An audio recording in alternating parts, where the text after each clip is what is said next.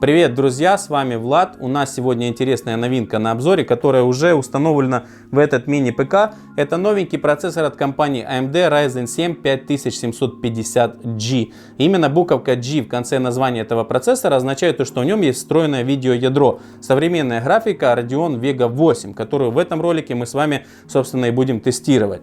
Многие ребята задаются вопросом, как сейчас выгодно купить компьютер для учебы, для работы, для создания контента или для тех же самых игр. Они смотрят в сторону видеокарт, которые стоят космических денег, и понимают то, что итоговая стоимость всего компьютера она будет просто неподъемной. Это очень большие деньги. Некоторые умудряются насобирать на это, но сталкиваются с другой проблемой, как дефицит видеокарт, и уже в течение года реально очень сложно купить видеокарту, да еще и по нормальной цене.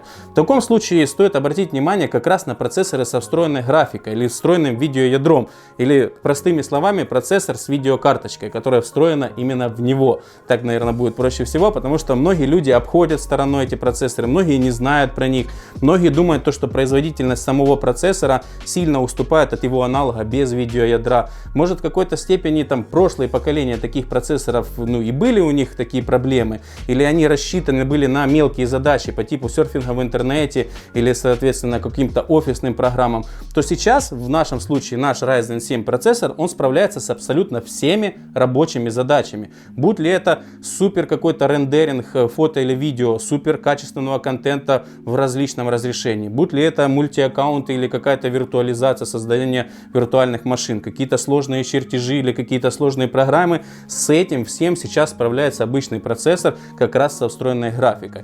И если в рабочих задачах как-то сложно показать вам преимущество этого процессора, мы, в принципе, если мы работаем в каких-то программах, мы понимаем, сколько нам нужно ресурсов для того, чтобы обработать какой-то проект, то, собственно, в играх у нас есть эталон, по которому мы можем как раз понимать, справляется это процессор или нет. И в этом видеоролике мы как раз проведем тест в играх и протестируем нашу видеокарточку Vega 8. Переходя к тестовому стенду, познакомлю со всеми комплектующими и больше расскажу о процессоре.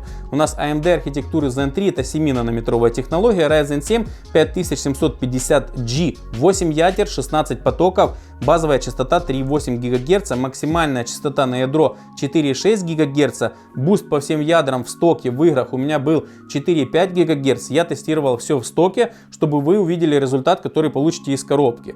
То, что процессор может больше, это однозначно да, у него разблокированный множитель, вы можете его разогнать и получить результат чуть выше, чем я вам показал в тестах. Но это все максимально индивидуально, потому что все зависит от материнки, от оперативной памяти, от охлада, от блока питания, поэтому кто гонит как может, а мы все тестируем в стоке.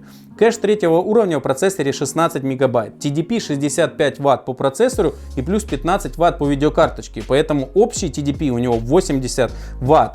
Работает он с оперативкой на частоте 3200 МГц и обязательно в двухканале DDR4.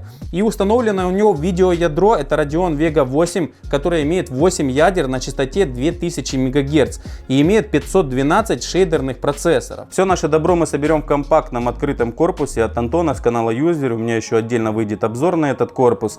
Основой сборки будет материнская плата от компании Asus, это ROG Strix B550 iGaming. Отличная материнка, хорошо заряженная как раз для производительных процессоров. Нам важно, что в ней есть два видеовыхода. Один HDMI 2.0, второй DisplayPort 1.4. Процессор их поддерживает, и мы как раз в этом видеоролике это и проверим. Охлаждать процессор будет воздушная башня, низкопрофильная на 5 медных трубок и со 120-кой. Это ID Cooling IS50 Max с TDP на 130 Вт.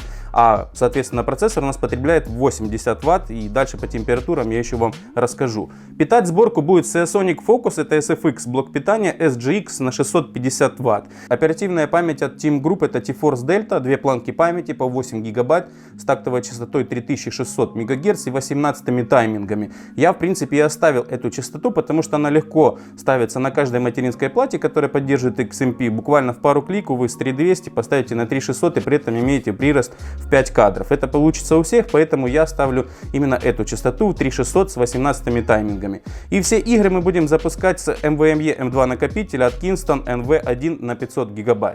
В принципе, провел я стресс-тест, буквально за 12 минут проц прогрелся на 71 градус. При этом он потреблял с розетки 102 ватта. И здесь, смотрите, если вы будете использовать этот процессор в корпусе в обычном, то в продуваемом корпусе он покажет еще меньше температуру, так как у меня все-таки все компактно, и на материнской плате воздух в целом рассеивается вниз. Поэтому с хорошей супер башней на 5-6 медных трубок или там с водянкой на 240 мм будет температура у вас градусов на 10 точно ниже, это в продуваемом корпусе. По поводу питания, если вы захотите в будущем поставить видеокарточку, в идеале сюда подойдет RX 6800 XT или RTX 3070, то вам стоит задуматься о блоке питания на 700 Вт, соответственно с сертификатом 80 плюс бронз. Поехали тестировать игры. Сразу пойдем по хардкору, начнем с Киберпанка, все будем тестировать в Full HD разрешении, хотя некоторые игры я буду запускать и в 2К, которые полегче дышат.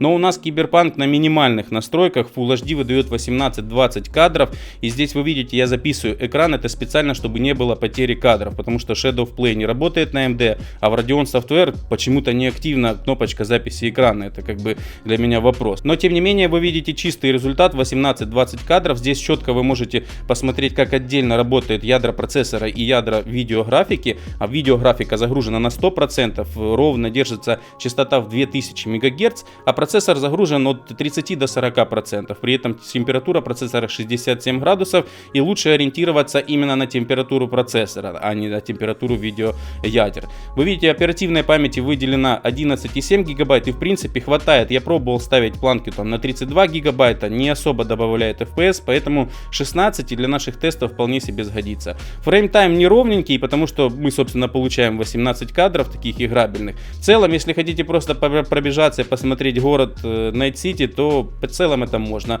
но так, чтобы полноценно играть, это очень сложновастенько. Fortnite Full HD и со средними настройками. В каждой игре я старался выставить более-менее стандартные значения настроек, те, которые предлагала система, поэтому я чего-то замудренного не делал. Вы можете отключить то, что вам не нужно, различные сглаживания или различные эффекты, и получить еще лучший результат. Я старался все отобразить по стандартному. В Fortnite мы получаем Full HD от 75 до 80 стабильных кадров, это вполне себе отлично. При той же самой загруженности карточка 100%, процессор грузится максимум до 30%, при этом отличная температура в 60 градусов, 9 гигабайт оперативной памяти выделено и фреймтайм ровненький, как для FPS шутера это отлично. Я повысил разрешение до 2К, и в принципе осталась все та же загруженность, абсолютно один в один та же загруженность с той же памятью, но все-таки FPS чуть понизился до 65, то есть и в средний FPS был 65-70 кадров. Как по мне, это вполне себе отлично, как для компьютера без видеокарточки играть в FPS шутер с таким высоким значением FPS. Отлично. Нетребовательная игра War Thunder, но тем не менее нашу систему подгрузила неплохо, ну и показала вполне себе отличный результат. У нас на Full HD разрешении, на высоких настройках мы получаем средний FPS порядка 58-60. При этом картинка у нас отличная, фреймтайм ровненький, выделено 8,5 гигабайт оперативной памяти. И здесь мы видим, что загрузка на одно ядро, то что вы, некоторые ребята просят показать игры с загрузкой на одно ядро, вот как раз здесь процессор грузится там максимум до 20%, грузится одно ядро, при этом карточка грузится на 100%, и мы получаем вполне себе красивую картинку. Повысил я разрешение до 2К с теми же самыми настройками, загруженность осталась все та же, с той же выделенной памятью, но тем не менее FPS сильно просел от 38 кадров до 40 кадров. Тут уже нужно все-таки подбирать настройки, они очень кастомные, но с настройками нужно поиграться, чтобы вывести хотя бы в 2К каких-то там 50-60 FPS. Но это вполне себе реально и вполне себе играбельно. Популярный Rust Full HD разрешение с минимальными настройками и отключенными всеми эффектами. Хотя по настройкам можно еще поиграться, еще куда упасть, чтобы повысить там, допустим, до 60 кадров. Но тем не менее мы получаем достаточно красивую классную картинку в стиле Майнкрафта. Я думаю, ребята с Rust оценят, насколько она приемлемая. Но здесь стабильно 40 FPS мы получаем при той же самой загруженности, как и другие игры. Только единственное, Rust выбирает оперативную память порядка 11 гигабайтов, как и соответственно Киберпанк. При этом температуры отличные, 62-63 температура по процессору, загруженность она одинаковая, как и в прошлых играх, и фреймтайм чуть-чуть скачет, потому что все-таки вот не есть некоторые фризы и с настройками нужно поиграться. Но Rust в 40 кадров вполне себе играбельно. Overwatch Full HD со средними настройками меня, если честно, очень даже порадовал, показал стабильных 80 FPS, при том, что тут постоянные зарубы, очень много персонажей и вполне себе такая динамичная активная игра, и при этом фреймтайм вы видите абсолютно ровненький. Загруженность системы стандартная, 100% грузится видеокарточка и до 40% уже грузится процессор. При этом, соответственно, выделено, вы видите, 6,4 гигабайт оперативной памяти. Температура процессора 64 градуса и играется вполне себе отлично. Как по мне, очень классный результат показал Overwatch Full HD. Повысил я разрешение до 2К и FPS незначительно просил до 65-80 кадров, но это все равно очень отличный результат, и реально меня видеоядро уже начинает удивлять. Оно показывает очень классный результат в онлайн FPS играх, в которых мы практически играем каждый день, и это может только радовать. CSGO Full HD разрешение на максимально высоких настройках. Конечно, многие сейчас меня заплюют, скажут, зачем эти настройки, выставить нужно все на минимальном, максимальное количество FPS. Я же гнался за красивой картинкой и в принципе хотел вам показать, на что способен максимально этот компьютер. Понизить все можно и выгнать FPS хоть за 200 на этом процессоре тоже можно. Некоторые тесты даже в интернете есть. Но в целом у меня вот такая вот честная картинка. По загруженности все стандартно, 100% карточка и максимум процессор грузится до 25.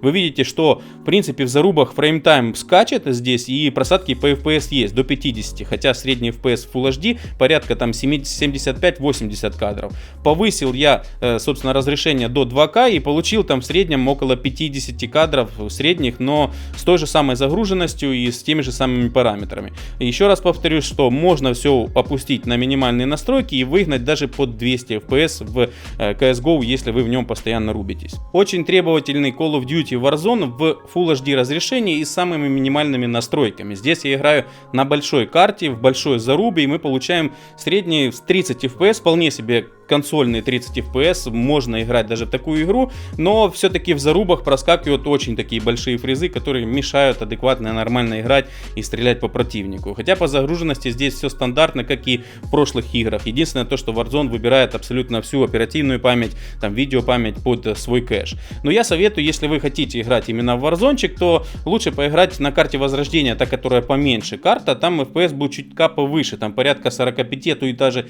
50 кадров в некоторых зарубах. Там уже вполне себе играбельно и вполне себе классно все играется, без каких-либо фризов, и вы можете отлично там поиграть на мини-карте как раз в Call of Duty Warzone в 45 FPS. И зафиналимся мы в эталонном игровом тесте, это PUBG. Он мне нравится тем, что он показывает классную, ровную, стабильную нагруженность, при этом разницу между девайсами. И как по мне, это вот эталон среди игровых тестов. У нас Full HD разрешение и очень низкие настройки, при этом картинка себе, вполне себе адекватная, можно классно играть и классно замечать врага. Мы получаем средних 50 кадров. Это вполне себе играбельно. Если бы даже я не включал оверлей, я не бы подумал, что у меня столь такой низкий FPS. Вполне себе классно играется. Загруженность все та же. 100% грузится видеокарточка и максимум процессор загружен на 30%. При этом температура здесь вообще фонарная в 58 градусов. Выделено 8,3 гигабайта оперативной памяти и фреймтайм очень ровненький. Нету никаких фризов даже в зарубе и очень плавно это играется. PUBG мне понравился максимально вот на Full HD разрешениях. В 2К разрешении он уже, конечно, очень сильно просел, там получается около 30-25 кадров, но тем не менее тоже вполне играбельно. Тут уже нужно выбирать вам, что лучше, кто гоняется за картинкой, а кто гонится за FPS. В целом такие получились у меня тесты. Процессор очень даже и перспективный, помимо того, что он вывозит абсолютно все рабочие задачи, он еще классно отыгрывает в популярных онлайн играх, в которых мы играем каждый день. Поэтому рекомендую к покупке, ссылка в описании.